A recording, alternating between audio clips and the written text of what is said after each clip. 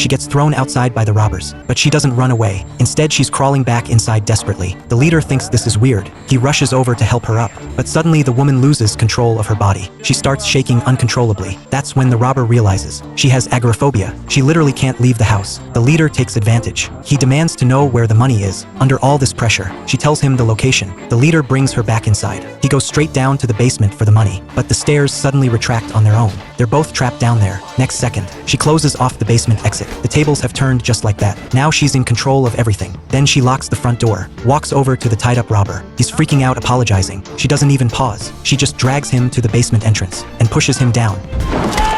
Next, she goes to the storage room, opens up the basement surveillance like a pro, watching what the robbers are doing. Soon enough, she's back at the basement entrance. She tells the robber there's a first aid kit behind the door next to him. He can go get it himself. But when the leader walks in, she quietly works the remote control. Next second, the door closes again, locking him inside. The other robber realizes he's been played. He's slamming against the door like crazy, but there's no way it's opening. Right when he doesn't know what to do, he spots a rock in the corner. He picks it up and smashes the lock, and it actually breaks open. But this whole thing, she's already seen it on the surveillance. She grabs a hammer and rushes over. The robber has no idea she's already there.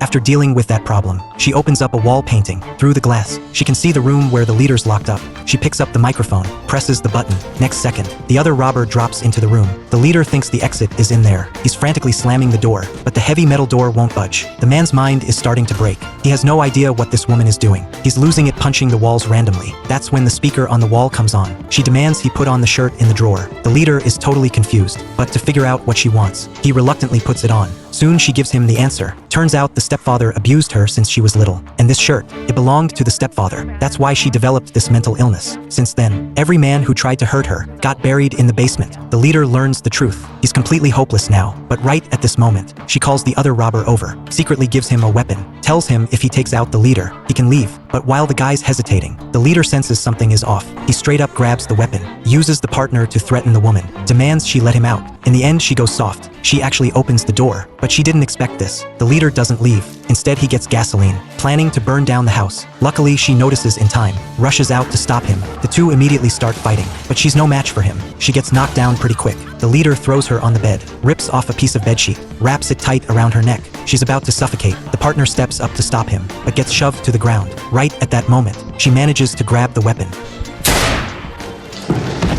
The danger is finally over. She lets the remaining robber go. Then she picks up the lighter, tosses it straight at the gas-soaked house. As the flames roar up, she finally leaves this house that trapped her for decades.